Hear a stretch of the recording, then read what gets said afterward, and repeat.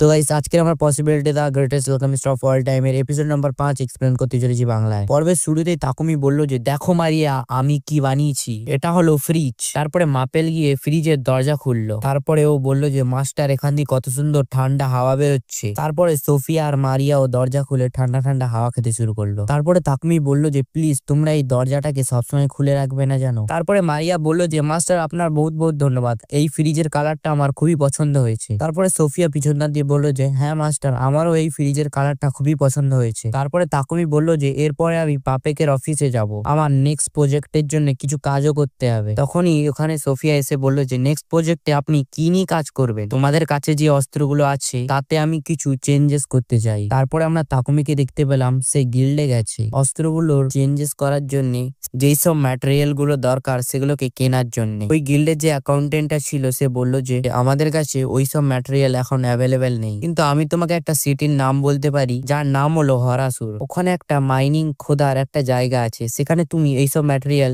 খুব সহজেই পেয়ে যাবে। কিন্তু ওই খাদানে যেতে গেলে একটা প্রবলেম আছে, তুমি ওখানে এন্ট্রি করতে পারবে না কারণ তুমি ব্ল্যাকস্মিথ গিল্ডের মেম্বার নও। কিন্তু আমি একজনকে জানি যে ওখানেই থাকে, তুমি ওর সঙ্গে গেলে আরামসে এন্ট্রি পেয়ে যাবে। এটা শোনার পর তাকুমি খুবই খুশি হয়ে যায় আর ওকে ধন্যবাদ জানালো। তখনই ওখানে গিল্ড মাস্টার চলে আসে। উনি বললেন যে তাকুমি তোমার জন্য আমি খুশির খবর নিয়ে এসেছি। তারপরে গিল্ড মাস্টার বললো যে তাকুমি তুমি তো জানোই এখন আমাদের শহরে ট্রেন্ডের যে কার্ড গুলো আছে সেগুলো খুবই কম মাত্রায় আছে। ট্রেন্ড গাছের যে মনস্টার গুলো আছে তাকে যদি তুমি মেরে ফেলো তাহলে তুমি ওই গাছের কাঠ পেয়ে যাবে।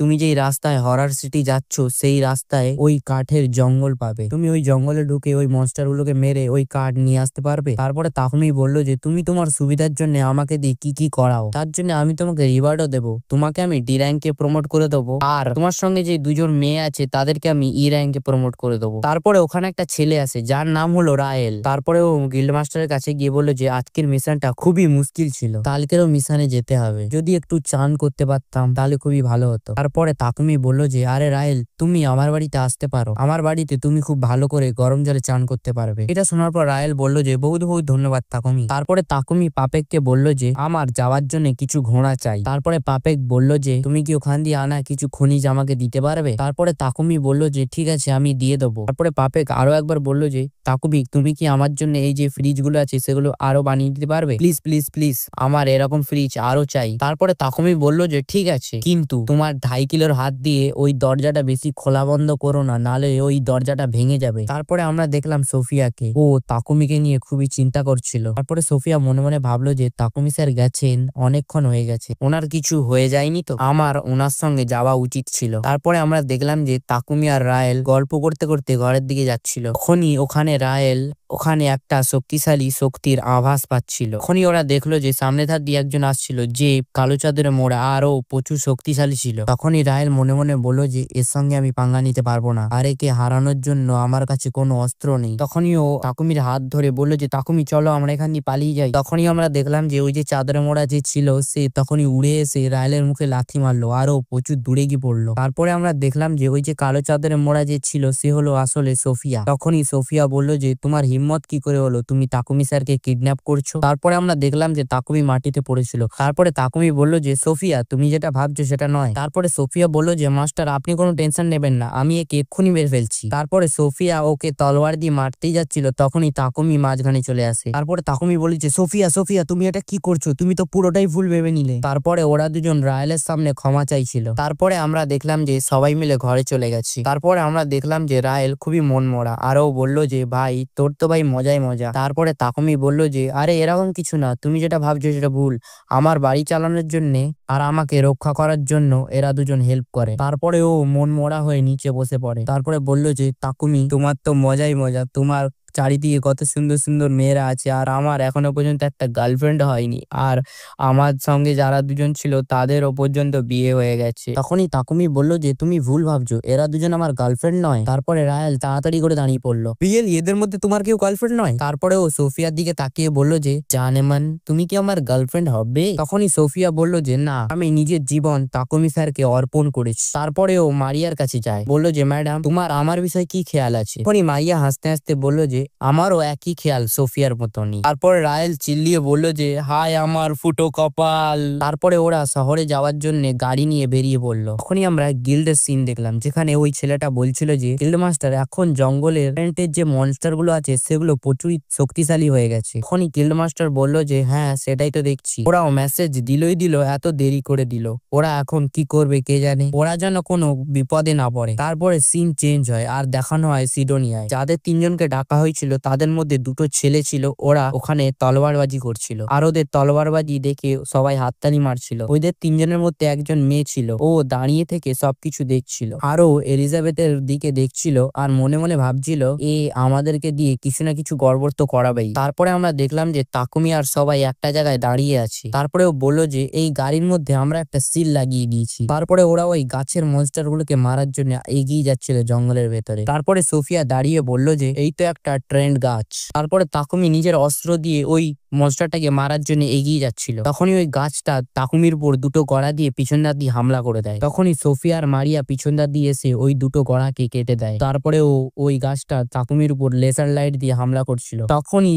মেপেল নিজের সিল প্রোডাকশন দিয়ে তাকুমিকে বাঁচিয়ে নেয়। এটার ফায়দা উঠিয়ে তাকুমি ওই ট্রেন বেল্টের মনস্টারটার উপর হামলা করে দেয় আর ওকে মেরে দেয়। তখনই তাকুমি বলল যে এ তো শুরু হওয়ার আগেই শেষ হয়ে গেল। তখন সোফিয়া বলল যে না, এটা তো সবে শুরু হয়েছে, ট্রেন্ড গাছের মনস্টার আমাদেরকে চারিদিকে ঘিরে ফেলেছে। সোফিয়া বলল যে এরা তো প্রচুর রেগে গেছে। তারপরে মারিয়া বলল যে এরা তো অনেকগুলো। পরে সোফিয়া বলল যে এক একটা করে মারবো। তারপরে সোফিয়া, মারিয়া আর তাকুমি নিজেদের জাদুই অ্যাটাক করতে শুরু করলো। মাপেলও নিজের জাল দিয়ে অ্যাটাক করতে শুরু করলো। তারপরে তাকুমি মাঝখানে অস্ত্র দিয়ে ওই ট্রেন্ড গাছগুলোর উপর অ্যাটাক করতে শুরু করলো। আর কিছুক্ষণ পর তাকুমি দেখতে পেলো যে একটা বহুত বড় ট্রেন্ড গাছ ওদের সামনে দাঁড়িয়ে আছে আর ওই গাছটা ওদের লিডার ছিল। তখনই সোফিয়া নিজের উইন্ড কাটার ম্যাজিকের সাহায্যে গাছের যে ছোট ছোট শাখা ছিল সেগুলোকে কেটে দিল। তারপরে মারিয়া, মেপেল আর তাকুমি একসাথে হামলা করলো আর ওই গাছের শাখা পোশাকাগুলো প্রচুর তাড়াতাড়ি হিল হচ্ছিল। তখন সোফিয়া বলল যে মাস্টার, এরকম চলতে থাকলে তো আমরা একে মারতে পারবো না, এ প্রচুর তাড়াতাড়ি হিল হয়ে যাচ্ছে, একে এক ঝটকায় মারতে হবে আপনার ফায়ার ম্যাজিকের সাহায্যে। তখনই তাকুমি নিজের তলোয়ারের উপর ফায়ার ম্যাজিক ইউজ করলো। তারপরে ওই গাছটার যে